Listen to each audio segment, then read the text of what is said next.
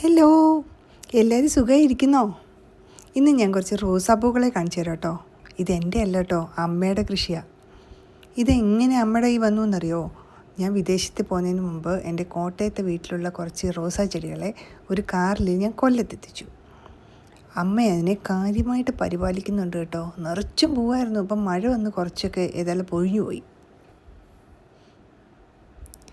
ഇതാണ് എൻ്റെ ഏറ്റവും ഫേവറേറ്റ് മഞ്ഞ റോസയുണ്ട് കേട്ടോ. ഇത് നമ്മുടെ കാശ്മീരി റോസ. നിറയെ പൂവിടും, ഒരു കെയറും വേണ്ട. ഇതിനിടയിൽ ഒരു ആമ്പൽക്കുളം ഉണ്ട് കേട്ടോ. ഇത് പർപ്പിൾ ജോയ് ആമ്പലാണേ. ഞാനും ഇതുപോലെ പോകുന്നതിന് മുന്നേ കൊണ്ടുവന്ന് നട്ട് വെച്ചത്. അപ്പം ഇടയ്ക്ക് എനിക്ക് പൂവാണല്ലോ. ഇതിൻ്റെ വെറൈറ്റിയുടെ പേര് അറിയില്ല, പക്ഷേ നല്ല രസമാണ്. നമ്മുടെ കാശ്മീരി ഈ വെറൈറ്റി എനിക്ക് പേരറിയില്ല, പക്ഷെ നന്നായിട്ട് പൂക്കും, നിറയെ മുള്ളുമുണ്ട്.